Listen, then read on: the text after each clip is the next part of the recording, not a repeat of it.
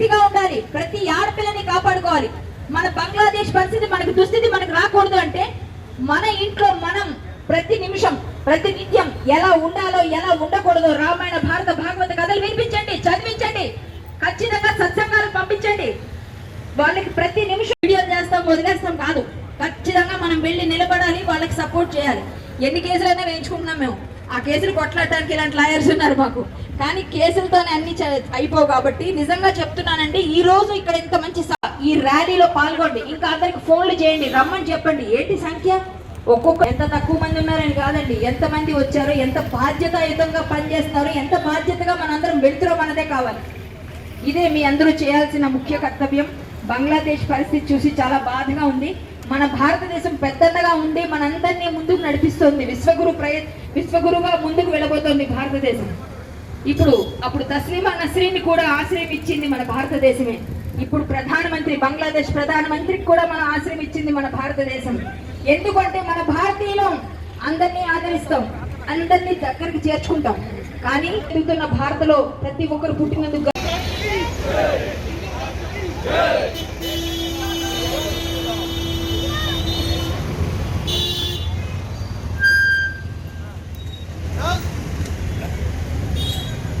Karate Kalyani గారికి చాలా ధన్యవాదాలు. లవ్ జిహాద్, ల్యాండ్ జిహాద్, రేప్ జిహాద్, హలాల్ జిహాద్, ఇలాంటి ఎన్నో జిహాదులు అనేటువంటిది ఏదైతే ఈ రోజు జరుగుతుందో భారతదేశంలో, వీటన్నిటికీ కూడా సరి అయినటువంటి సమాధానం అంటే భారతదేశాన్ని ఒక హిందూ రాష్ట్రంగా మనం ప్రకటించుకోవాలి. 72వ సవరణ చేసి ఇందిరాగాంధీ ఉన్నప్పుడు ఇది ఒక ఎమర్జెన్సీ పీరియడ్ లో ఏ రకమైనటువంటి ఏ పక్షం యొక్క అభిప్రాయాలు తీసుకోకుండా చట్ట విరుద్ధంగా ఈ ఒక సవరణ ఏదైతే చేయడం జరిగిందో, దీనిని మళ్ళీ మనము ఇంకొక సవరణ చేసి భారతదేశాన్ని ఒక హిందూ రాష్ట్రంగా మార్చుకుంటే మాత్రమే హిందూ ధర్మము, హిందూ సంస్కృతి, దేవాలయాలు ఇవన్నీ కూడా కాపాడుకోవడానికి అవకాశం ఉంది. బంధువులారా, ప్రతి ఒక్కరు కూడా ఒక్కటే ఒక నినాదం మనం ఉండాలి, జయతు జయతు. सनातनियों को यहाँ पर इस मंच पर लाने के लिए जो कार्यक्रम हमारे चेतन जी ने किया है, मैं उनको धन्यवाद करता हूँ। और साथ ही साथ क्योंकि यहाँ पर जितने महाअनुभवी वक्ता है उनसे मैं ज्यादा बात नहीं कर सकता, उनके वो लोग जो अनुभव मुझे दिया है मैं यही आप सबके सामने रखना चाहता हूँ। आज बांग्लादेश की परिस्थिति क्या है? अरे सिर्फ बांग्लादेश में नहीं, पाकिस्तान में जब हुआ तो हम खामोश बैठे, श्रीलंका में हुआ खामोश बैठे, अफगानिस्तान में हुआ खामोश बैठे, आज बांग्लादेश में हो रहा, फिर भी जो कांग्रेस जैसी सरकारें है, टीआरएस ऐसी कि तुम्हारी औकात दिखाने के लिए सनातन हिंदू धर्म तैयार है। कान खोल कर सुन लो बेटा, हमारा इतिहास ऐसा ही नहीं लिखा हुआ है, हमारा इतिहास खून के स्वर्ण अक्षरों में लिखा हुआ है। వేరే ఎక్కడ కూడా జరగకూడదు అంటే హిందువుల పైన కళ్ళెత్తి చూడడానికి కూడా శత్రువుల గుండెల్లో దడ పుట్టించే విధంగా హిందూ సమాజం ఈ రోజు మేల్కొలపరిచినటువంటి అవసరం ఉంది. ఖచ్చితంగా మనమందరూ కూడా సంఘటితంగా ఉండాలి. అప్పుడు మాత్రమే సాధ్యమవుతుంది. కుల, మతము, ప్రాంతము లేదా భాష ఈ రకంగా మనం విడిపోకుండా మనమందరూ కూడా ఒక హిందువులుగా సంఘటితంగా ఉండి మనము వచ్చేటువంటి భయంకరమైనటువంటి కాలాన్ని ఎదుర్కోవడానికి మనందరూ కూడా సంఘటితంగా ఉండేటువంటి అవసరం ఉంది. ఇప్పుడు శ్రీయుత శశిధర్ గారిని వేదిక మీదుగా రావాల్సిందిగా ఆహ్వానిస్తున్నాను. శ్రీయుత హిందూ జన ఆక్రోశ సభ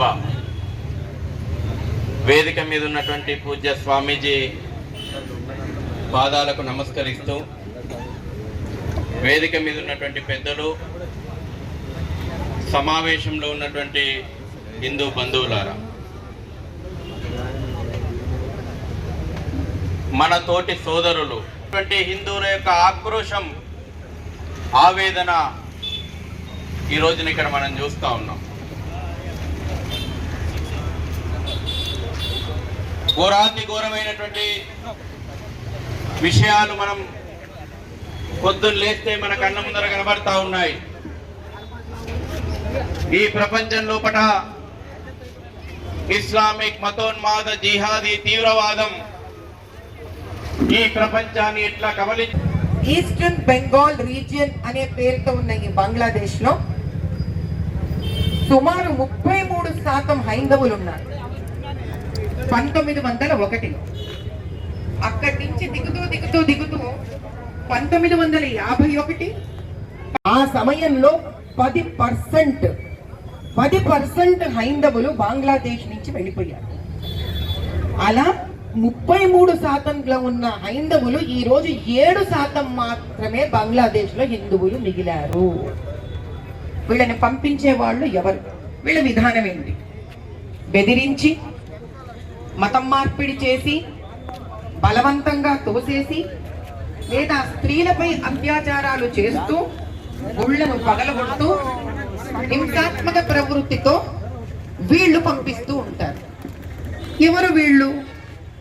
ఎక్కడుంటారు వీళ్ళు? అయితే ఇది మనమే ప్రత్యేకించి చెప్పాల్సిన అవసరం లేదు. ఇంటర్నేషనల్ గా, అంతర్జాతీయ స్థాయిలో దీన్ని